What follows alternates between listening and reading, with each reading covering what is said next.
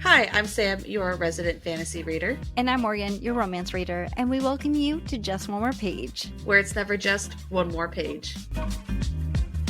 I'm hoping that there's not really an echo in this episode. I do apologize if there is. My AC decided to break upstairs, so I am now downstairs, mostly because of the fact that I cannot be in my bedroom that's 95 degrees. I will literally pass out. So It doesn't help. We're getting ready to go into a heat wave, and Oh, the next is about to be like no. 105 degrees. I'm like, oh, I have my pool. And then someone brought up a good point that my pool sits almost directly in the sun. So basically, the sun is going to boil Oh, my pool my water. gosh. So there's no point in even using it. You could cover it, couldn't you? Wouldn't that help? It sits in the shade for like half the day. So it's like in the furthest part of my yard where like that tree line is. And so for like half the day, it's in the shade. And so that's usually when the water's a little cooler. If I went swimming right now, it'd be like bath water. And if I want to go like hop in the pool early in the day and cool off, that would be fine.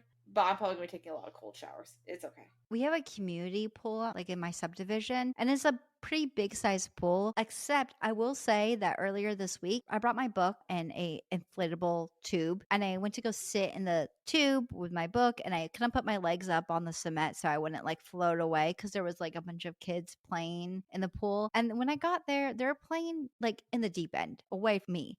Please tell me why they suddenly decided to dog paddle right next to me and slash their little nasty feet in my direction. My book got soaking wet, Sam. This is why you need a waterproof, it's not waterproof, but it's a water resistant Kindle. Which I've decided, and I know I've said this before, but I've actually decided I budgeted out in my budget that I'm going to get myself a Kindle for my birthday, because I usually put aside money every year for my birthday to spend on books. But this year I've decided that I'm still going to spend money on books, but I'm going to spend a little bit less money on physical books and buy a Kindle with that money. I've decided I think I'm going to get the red one, because you have the green one and I've seen the green one. I love green. Like, green's my favorite color, unless it's sage green, which they do have a sage green one, but it's too small for me. I don't like the size of it. Or a emerald green, I'm not gonna like it. Yeah, I like mine, but mine's also the same color as like my iPad, and so everything kind of is like very cohesive. I'm just excited to get it. I'm so excited for you to get it too, because we've been talking about it forever. We have. Oh, also, I had a wedding this weekend. Went fantastic. I met a new reader. Did you? Yes, I did. I didn't tell you this. Me and Sam had a little bit of a pre-talk before recording, but I actually forgot to mention this thing to you. I met this girl because the night before the wedding, we were having like kind of like party because my friend got married on a legit mountain, okay? And on this mountain, there's a bunch of cabins. So we all spent like the whole weekend there. But me and her were talking, and I was like, yeah, I like to read books. And she's like, you like to read books? And I'm like, yeah. And she brings out of her purse her Kindle. And she goes, let me show you the books I read. I'm like, girl, sit, let's find a corner. You're my new bestie. And we talked about all the books we've read, and she read a couple of the books I love. It was fun. I was like, you are my new bestie. We are going to be friends forever. And I just love it. If you bring a Kindle to a event, you're my new bestie. Just saying. That's amazing. I love it. Well, talking about books, let's talk about all the books we read this year, because this is our midway wrap up, in which we talk about all the books we read so far this year. So far we read a total of, I have 19 books. Is that correct? I thought it was 20. Wait, because I may have counted something extra. Do you want to double check me? Yeah, 20 books. With Galatea being our 20th book. Okay, wait, hold on. I'm going to pause this so I can go through my list real quick with you. We interrupt this podcast so Sam and Morgan can get their shit together.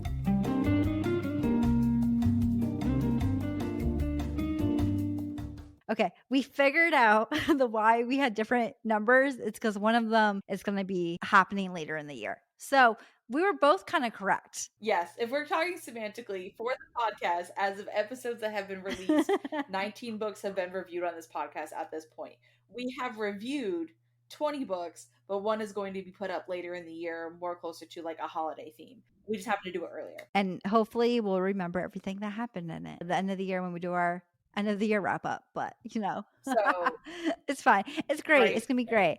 So firstly, Sam, how is your Goodreads gold going? And what do you have it set at? I think you said 30 or 40, right? So I said 50 books. 50. Okay. and I'm 8 books ahead. Damn, girl, get it. My goal is 100 to maybe 125 books this year. And so far, I've read around 41 or 42 novels, but that makes me about 17 books behind. And listen, I'm not stressed out about it. I think that last year I would be really stressed out about it. I'd be like, I got to read all these books. I got to go. But this year I'm trying to do a thing where I'm like, I'm going to read when I want to read. I'm going to enjoy my life. I'm going to go out more and go out for coffee with friends or go out and do stuff with friends. I don't want to just be like, hey, I have to stay at home this weekend because I have to reach my Goodreads goal. And so I'm sorry I can't go out with you. So this year I'm trying to be like a little bit more lax with things and I'm not stressed out. I mean, whatever books I read, I'll read. And I'm also trying to be a little bit more good at picking out books I know I'm going to like, if that makes sense.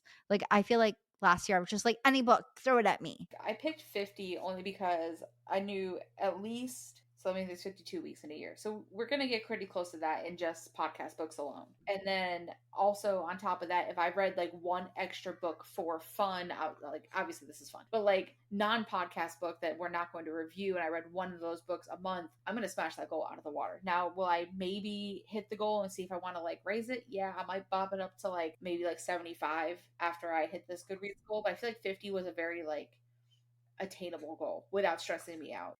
Okay. Well, do you have a favorite book that you've read this year that is like a personal book you've read? Oh, how do I pick a favorite?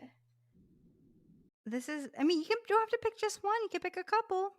Okay, so right now, like the one I'm telling everyone and their brother to read is Shield of Sparrows by Devony Perry. And that was the one of the ones that like TikTok blew up about. It was like that book and then Silver Elite. I've yet to read Silver Elite, but that one was excellent. It's a Red Tower book, so it's like in the romantasy genre, but it's very much more fantasy than romance. And there's some plot twists in there that I'm just like, ugh.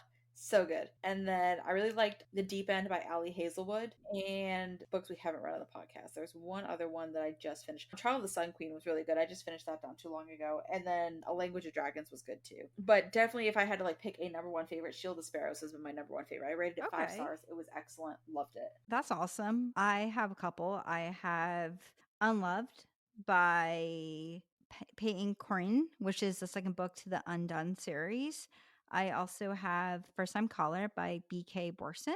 And also, I like Love and Other Conspiracies by Mallory Marlowe. And then there's one else I just read that I really, really liked, which is it's like a hockey romance. What was it called? I don't remember. Oh, Heated Rivalry. That one was really good by Rachel Reed. And I think that is it for like my favorite books I've read so far this year. Yeah. So novels like that we read for the podcast. Which one was your favorite? The favorite novel so far has been The Rose Bargain. I said the same thing. That one was so good. Yeah. That one was very well written book, and I'm really sad that we don't have a release date for the second book yet because how that ended killed me, and I want to keep going. It's gonna be a series, right? Yes. I really love The Rose Bargain too. Kingdom of the Wicked. That was excellent. Really, really like that book. I tried starting the second one, but I immediately got pulled away from it. So I'm going to have to find time where I'm not like super busy so I can read it. And then I like The Neverless. That one was really good. Needy Little Things was unexpectedly good. Yeah, that one was really good. I really, really like that one. Was there any books that we read this year that you didn't like? Cradle of Secrets. Yeah, I wrote that too. That one was terrible.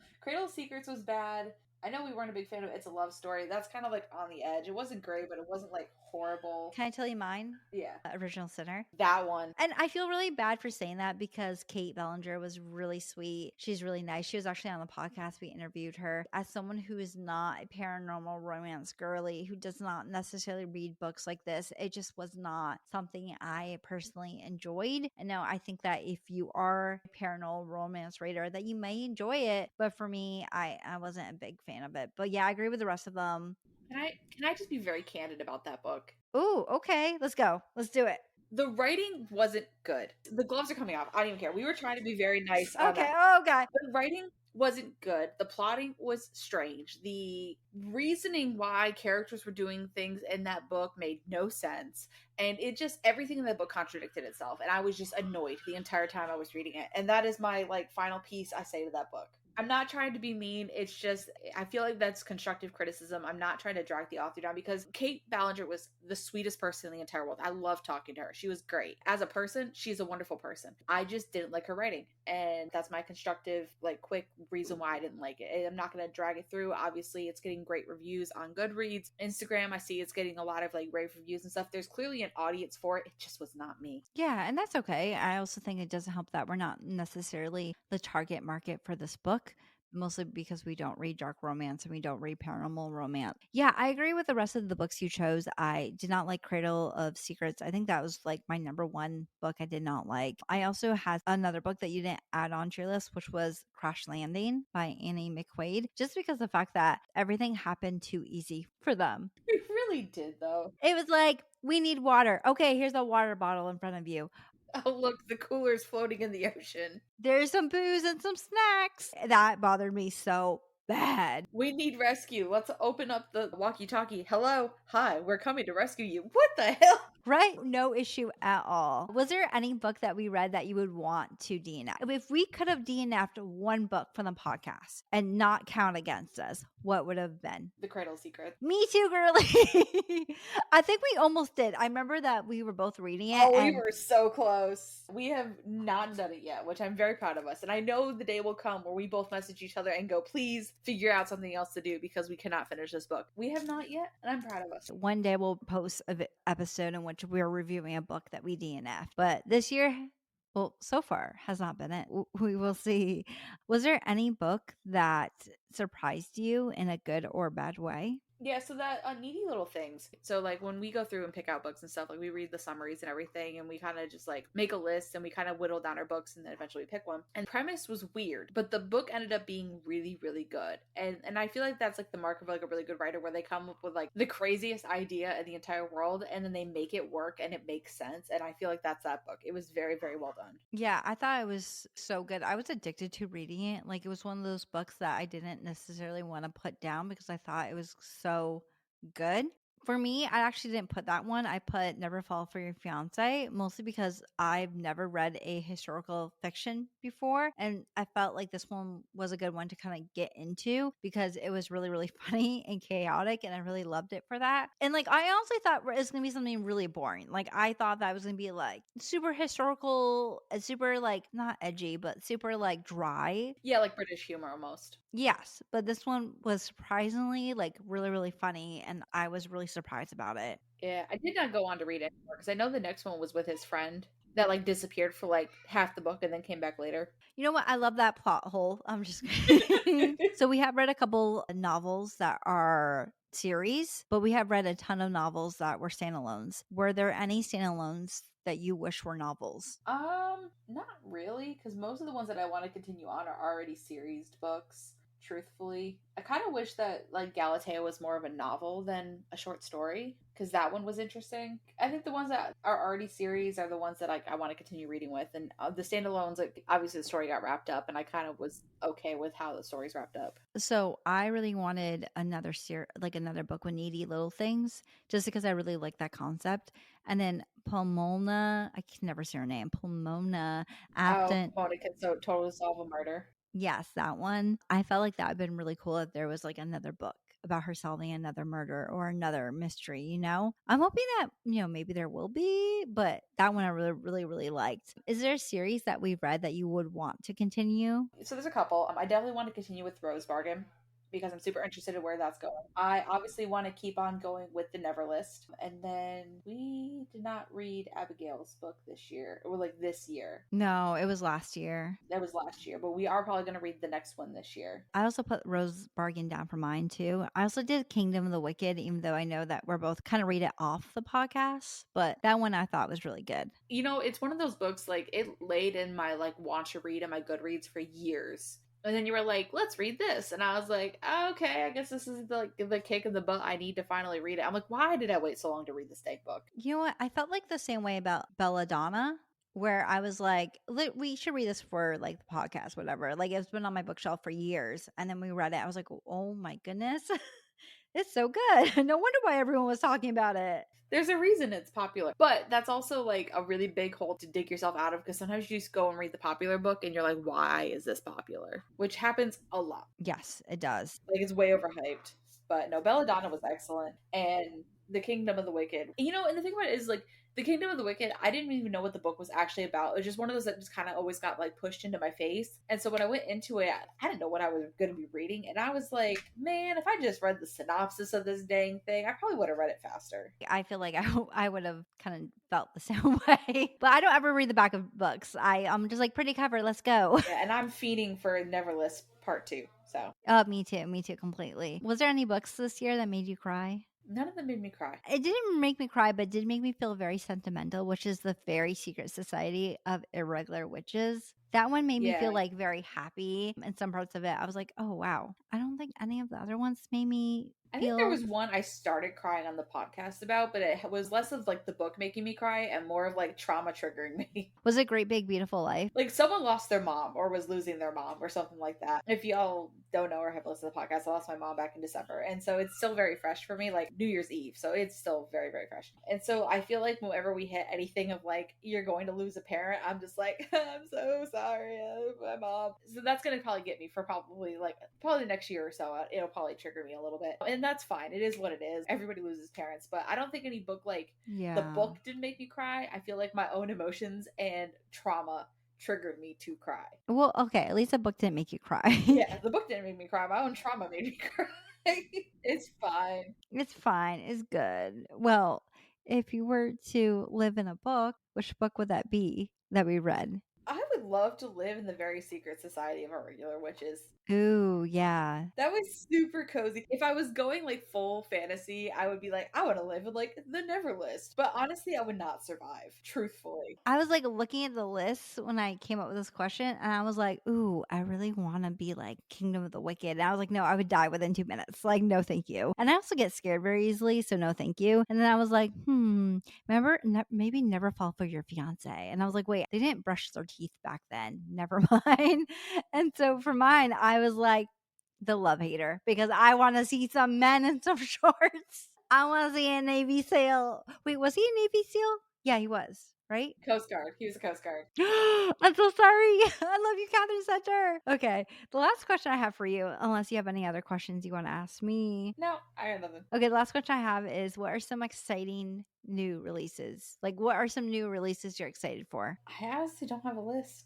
Truthfully, I'm trying to I guess I get too much of my like book recommendations off of like Book Talk and the internet and everything. So I'm trying to go back to like discovering books and just like scrolling and seeing what pops up. So I don't think there's like really any big books that are coming out that like are like on the forefront of my mind.